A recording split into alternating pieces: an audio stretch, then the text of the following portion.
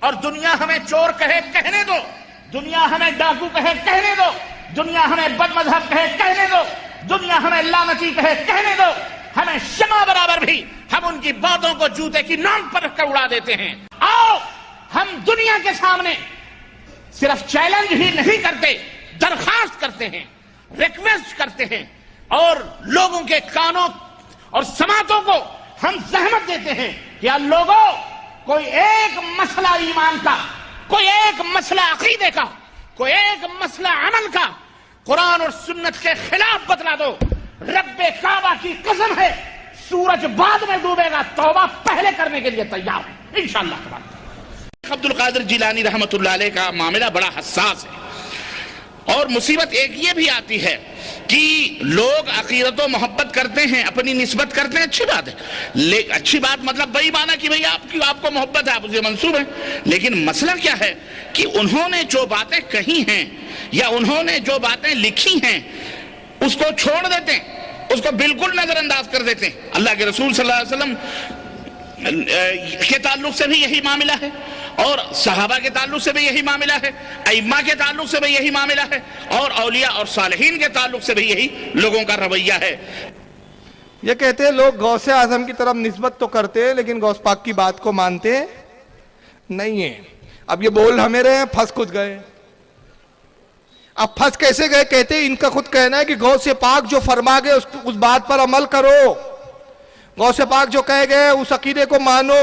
اور کیوں مانو؟ اس لیے کہ غوث اعظم بہت بڑے عالم تھے، مفتی تھے، محدث تھے۔ آئیے خود ان کی زبان میں غوث اعظم کی تعریف بھی سن لیجئے۔ اور کہ شیخ عبد القادر جیلانی رحمۃ اللہ علیہ ایک عظیم محدث اور اپنے دور کے ایک عظیم امام اور اللہ کے نیک بندے اور اللہ کے مقبول اور صالحین بندوں میں سے ایک بندے تھے، جیسے کہ اس دور کے اہل علم نے، علماء نے ان کے بارے میں اپنی اپنی کتابوں میں یہ باتیں تحریر کی ہیں اور یہ باتیں ثابت بھی ہیں۔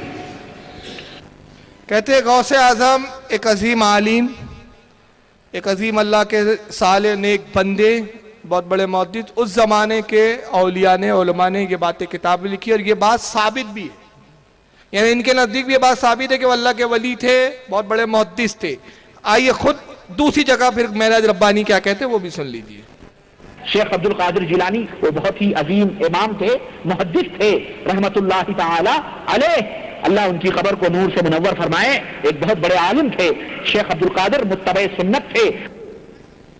کہتے ہیں شیخ عبد القادر جیلانی بہت بڑے عالم تھے، محدث تھے، متبع سنت یعنی سنت پر عمل کرنے والے تھے، موجود ہے، لیکن جو ان کی کھوپڑی میں نہ آئے وہ انکار کر دیتے ہیں۔ جنید بغدادی کو جانتے ہیں آپ کون تھے؟ غوث پاک کے دادا پیر۔ یہ جنید بغدادی پہ کمنٹس کرنے چلے ہیں، بکری چلی ہے شیر سے لڑنے کے لیے۔ جنید بغدادی غوث پاک کے دادا پیر، انہوں نے ایک جملہ کہا اور میں غوث پاک کا پھر اس پہ عقیدہ پیش کروں گا، پہلے اس کے جملے سن لیجئے۔ جنید بغدادی جو بہت ہی آسمان ولایت کے معروف اور مشہور ولی ہمارے ملکوں میں شمار کیے جاتے ہیں، اور جن کے قصے اور کہانیاں یہ ہمارے اس دور کے مجدد بدعت و کفر، امام اہل بدعت، جو انہوں نے اپنا لیبل اہل سنت لگایا ہوا ہے، ملفوظات ہے یہ ان کی مکمل، جس کے اندر ان کا ذکر خصوصی آیا ہوا ہے۔ جھوپڑ پٹیوں میں نل پر پانی بھرنے والی عورتیں نہیں ہوتی ہیں تو پانی بھرنے کے لیے لڑتی ہیں، ہمارے یہاں ناگپور میں اس کو چرکٹی عورتیں بولتے ہیں، کچ کچ کچ کچ کرتی ہے، جو مطلب خوب جھگڑا لڑیں گی، محلے میں بدنام ہوتی ہے ایسی کچھ عورتیں، جو یہ انہی کیٹیگریوں میں سے ایک ہے۔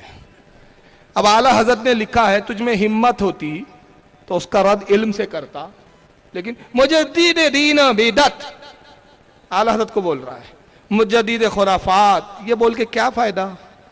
تیری اوقات نہیں ہے، کسرے مینار رسا بہت بلند کافی ہے، تم اس کے پہلے زینے پہ چڑھ کے بتلا دو، فتاوی رضویہ کرامت ہے، ہدایت بخشش پڑھ کے دکھلا دو۔ تیری اوقات کہاں ہے اعلیٰ حضرت سے بات کرنے کی؟ مجدد دینوں، تیری اوقات نہیں ہے، تیرا پالا رضا کے غلاموں سے نہیں پڑھا ہے ابھی، تو اپنے 4x4 کے کمرے میں خوش ہے۔ اب جس بات پہ اعلیٰ حضرت پہ کمنٹس کر رہا ہے، جو بات اعلیٰ حضرت نے الملفوظ میں لکھی جنید بغدادی کے حوالے سے، وہی بات غوث پاک نے لکھی، اور غوث پاک کے بارے میں کہہ رہا ہے اللہ کے ولی ہے، محدث ہے۔ اب وہ سن لے پہلے کیا بات ہے وہ، پھر میں جواب دوں گا۔ مجدد بدعت و کفر، امام اہل بدعت، جو انہوں نے اپنا لیبل اہل سنت لگایا ہوا ہے، ملفوظات ہے یہ ان کی مکمل، جس کے اندر ان کا ذکر خصوصی آیا ہوا ہے۔ اسی طرح سے یہ ہمارے فضائل اعمال شیخ الحدیث زکریا صاحب دیوبندی فرقے کے لوگ، اس کے اندر بھی خصوصیت کے ساتھ ذکر آیا ہے۔ میں بتاؤں گا، ابھی رہنے دیں، اس گند کو ابھی میں کھولوں گا بعد میں، پہلے سنیں۔ جنید بغدادی کیا کہتا ہے ما اخذنا التصوف عن القیل والقال، اے لوگو ہم نے قیل اور قال سے تصوف کو نہیں حاصل کیا ہے، یعنی ہمارا جو تصوف ہے وہ قیل و قال سے بری ہے۔ تم نے قیل و قال، قال فلان قال فلان قال فلان اخبرنا فلان حدثنا فلان حدثنا، تم قیل و قال والے ہو، لیکن ہمارا تصوف کیا ہے؟ قیل و قال پاک ہے۔ دوستو یہ بتاؤ، یہ حدیث رسول کا مذاق نہیں ہے تو کیا ہے؟ یہ حدیث رسول کا تمسخر نہیں ہے تو کیا ہے؟ میں تم سے پوچھنا چاہتا ہوں، میں تجھ سے پوچھنا چاہتا ہوں، اس میں حدیث کا کون سا مذاق ہے؟ اب پہلے سمجھ لے قیل و قال کیا ہے، یہ تھوڑا سمجھ میں نہیں آیا ہوں گا۔ دیکھیں صوفیہ اکرام میں ایک کیٹیگری ایسی ہوتی ہے جو عام لوگوں سے نہیں پڑھتے، بلکہ ان کا پڑھانے والا رب تبارک و تعالیٰ ہوتا ہے۔ قیل کے معنی لفظی ہوتے ہیں، عربی زبان کا ورڈ ہے قیلا، کہا گیا، کسی نے کہا، قال فلاں نے فرمایا، تو وہ کسی کا کہا ہوا، کسی کا کہا لیا ہوا، بتایا ہوا نہیں لیتے، ڈائریکٹ ان کا معاملہ کہاں ہوتا ہے۔ اس کی اب میں مثال میں ایک ایسے بزرگ کا واقعہ سنا دوں، اور لکھنے والی ایسی ذات ہے کہ اہل حدیث اس کا انکار نہیں کر سکتے، حضرت امام عبداللہ یافعی رحمۃ اللہ علیہ، ان کی کتاب ہے روض الریاحین۔ اور امام عبداللہ یافعی وہ ہے جن کو ابن قیم جوزیہ نے، جو ابن تیمیہ کا شاگرد ہے، وہ کہتا ہے کہ اپنے وقت کے ثقہ، بہت جلیل و قدر محدث تھے، ان کی تعریف کی ابن قیم نے۔ اور روض الریاحین میں حضرت امام عبداللہ یافعی رحمۃ اللہ علیہ فرماتے ہیں کہ حضرت خضر سے ایک بزرگ کی ملاقات ہوئی، تو انہوں نے حضرت خضر سے پوچھا کہ کیا رسول اللہ کی امت میں ایسے بھی ولی ہے جن کے مقام کو آپ نہیں جانتے؟ حضرت خضر خود بہت بڑے ولی ہیں، تو حضرت خضر نے کہا ہاں ایسے بھی اولیاء ہے رسول اللہ کی امت میں جن کے مقام اور مرتبے کو میں نہیں جانتا۔ اور فرمایا کہ ایک مرتبہ میں مسجد نبوی میں گیا تو وہاں وقت کے امام حضرت امام عبدالرزاق درس حدیث دے رہے تھے۔ امام عبدالرزاق کون ہے؟ جو المصنف کے مصنف ہے، المصنف جو 12 جلدوں میں ان کی حدیث کی کتاب ہے، امام احمد ابن حنبل کے استاد ہے۔ حضرت امام بخاری، امام مسلم کے دادا استاد ہے، امام مالک کے شاگرد ہے، جلیل و قدر تبع تابعی ہے۔ حضرت عبدالرزاق درس حدیث دے رہے تھے، اور حضرت خضر کہتے ہیں کہ ایک نوجوان مسجد نبوی شریف کے کونے میں اپنے سر کو اپنے زانوں میں رکھے ہوئے بیٹھا ہوا تھا۔ حضرت خضر کہتے ہیں کہ میں اس نوجوان کے قریب گیا اور اس کو سلام کیا، تو اس نے سر نہیں اٹھایا اور ویسی جواب دیا وعلیکم السلام۔ تو خضر فرماتے میں نے کہا کہ نوجوان تمہیں شرم آنی چاہیے، وقت کا محدث عبدالرزاق درس حدیث دے رہا ہے اور تم یہاں مسجد نبوی میں اللہ کے رسول کی مسجد میں فضول بیٹھے ہوئے ہو۔ تمہارے لیے بہتر ہوتا کہ تم حدیث کے درس میں شامل ہوتے، عبدالرزاق سے اللہ کے رسول کی کچھ حدیثوں کو سنتے، یاد کرتے۔ تو اس نے ابھی بھی سر نہیں اٹھایا، اور اس کے بعد بغیر سر اٹھائے ہوئے کہتا ہے کہ جائیے اپنا کام کیجئے، وہاں وہ ہے جو عبدالرزاق سے حدیثیں سن رہے ہیں۔ جملے کیا تھے اس کے؟ وہاں وہ لوگ بیٹھے ہیں جو عبدالرزاق، رزاق اللہ کا نام ہے، یعنی اللہ کے عبدالرزاق یعنی اللہ کے بندے، رزاق کے بندے، وہ عبدالرزاق سے حدیثیں سن رہے ہیں، اور یہاں وہ بیٹھا ہے جو رزاق سے حدیثیں سنتا ہے۔ سبحان اللہ سبحان اللہ۔ اس کو عبدالرزاق کی حاجت نہیں۔ حضرت خضر کہتے ہیں میں چوک گیا، میں نے کہا اچھا ذرا بتاؤ میں کون ہوں؟ تو خضر کو ہر کوئی نہیں پہچان سکتا، اگر اس مجلس میں آ جائے تو آپ پر میں نہیں جان سکتے حضرت خضر ہے، کوئی نہیں جان سکتا۔ تو کہا بتاؤ میں کون ہوں؟ تو اس نے نگاہ اٹھائی، ایک نگاہ دیکھا، نگاہ پلک جھپکا کے ہٹایا اور کہا کہ اگر فراست المومن حق ہے تو اب اللہ کے نبی خضر ہے، پہچان لیا۔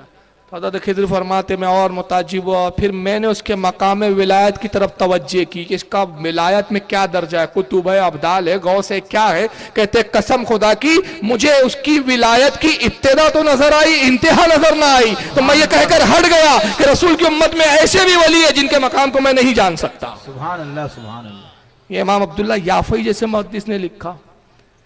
وہ علم جو اللہ سے ڈائریکٹ ان کو الہام ہوتا ہے اولیاء اکرام کو، وہ کیلو کال سے پاک ہوتا ہے. تو جنید بغدادی اسی مقام پر فائز تھے. تو فرمایا کہ ہم نے جو علم حاصل کیا وہ کیلو کال والا نہیں ہے کہ فلاں نے کہا، فلاں سے سنا، فلاں نے روایت کیا. ہم نے علم اللہ سے حاصل کیا. تو یہ حدیث کا مذاق نہیں تو کیا ہے، یہ کفر نہیں تو کیا ہے. تجھے کچھ پتہ ہوتا نہیں ہے غوث اعظم کو خاموخواہ تم اپنے فرقے میں کھینچنا چاہ رہے ہو. تمہیں معلوم ہے غوث پاک کا عقیدہ کیا ہے؟ آئیے سنیے غوث اعظم کی کتاب فتح الغیب، شرح الفتح الغیب، ابن تیمیہ کے حاشیے کے ساتھ اسی کتاب کا صفحہ 188، المقالۃ الخامسۃ والسبعون، یعنی 75 نمبر کا یہ مقالہ ہے، جس میں غوث اعظم خود وہی جملے لکھے ہیں جو جنید بغدادی کے سرکار غوث اعظم کہتے والتصوف لیس اخذ عن القیل والقال، فرماتے تصوف کیلو کال سے نہیں لیا گیا ہے. اس نے کہا اس نے کہا، اس سے تصوف نہیں لیا گیا، بلکہ کہاں سے لیا گیا؟ ولکن اخذ عن الجوع وقطع المالوفات والمستحسنات، فرمایا کہ ہم نے تصوف بھوک سے، پسندیدہ اور محبوب چیزوں کے چھوڑنے سے حاصل کیا ہے. سبحان اللہ. ہم نے ترک دنیا سے تصوف حاصل کیا. اور پھر آگے فرمایا وَالتصَّوُّفُ مَبْنِيٌّ عَلَى 80 خصال، کہا کہ تصوف چند چیزوں پر قائم ہے، 7 چیزوں پر. اس میں السخا یعنی سخاوت، لے سیدنا ابراہیم علیہ السلام یعنی ابراہیم علیہ السلام کی طرح سخاوت، وردا لے عیسیٰ علیہ السلام، اللہ سے رضا راضی ہونا عیسیٰ علیہ السلام کی طرح ہو، والصبر لے ایوب علیہ السلام، والاشارۃ لے زکریا علیہ السلام، صبر ایوب علیہ السلام کی طرح. آواز کیوں بدل گئی؟ بس 5 منٹ میں تو ختم ہو رہا ہے بھائی. والغربت یحییٰ علیہ السلام، حضرت یحییٰ علیہ السلام کی طرح غربت. والتصوف، یہ تصوف نہیں اصل میں صوف ہے. والصوف لموسیٰ علیہ السلام، اور صوف یعنی ٹاٹ کا لباس موسیٰ علیہ السلام کی طرح پہننا. والصحات لعیسیٰ علیہ السلام، حضرت عیسیٰ علیہ السلام کی طرح سیر و سیاحت. والفقر لسیدنا ونبینا محمد صلی اللہ علیہ وسلم واخوانہ من النبیین والمرسلین وآل کل واصحاب کل وسلم اجمعین. فرمایا کہ فقر یعنی فقیری نبی پاک صلی اللہ تعالی وسلم کی طرح اختیار کرنا، اور ان پر سلام، ان کی اولادوں پر، ان کے اصحاب پر، تمام لوگوں پر.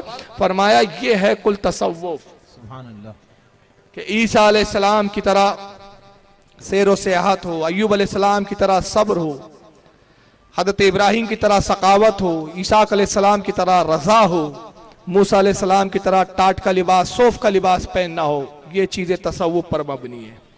یہی باتیں غوث اعظم نے لکھی ہے، اور غوث اعظم کا الحمدللہ وہی عقیدہ ہے. وقت ہو رہا ہے، آخری میں صرف غوث